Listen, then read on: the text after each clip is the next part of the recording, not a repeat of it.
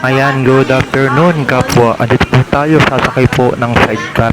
Tayo po ay lulusong sa baha. Ito po ay sa barangay San Pisma, bayan po ng Santa Cruz, Laguna. Ang pamasahe nga po pala ay 15 po ang solo. Pag dalawa po kayo ay 10 piso lamang po. Ayan po hanggang Umboy po, Pantalan po. Ayan po ang baha ay hanggang tuhod po. Kaya po hanggang dito lang po tayo sa may Umboy. Bumalik pa rin po tayo dahil hanggang tuhod nga po baka sakali po tayong dediretso ay hanggang bewang ay baka po aabutin po tayo ng baha at tayo po ay mabasa. Ayan nga po ang kakalagayan po dito po sa Santisima, Santa Cruz, Laguna. Kapwa kabarangay, ayan po kung makikita nyo dito sa may school.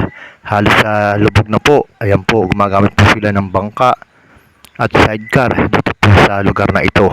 Ito po ay tuwing babagyo po ay talaga naman po nga ang tubig po ay galing dagat ay umuurong. Ayan nga po, tayo po ay nag-update po para po nakapag-ingat po tayo na hindi na po tayo dumaan.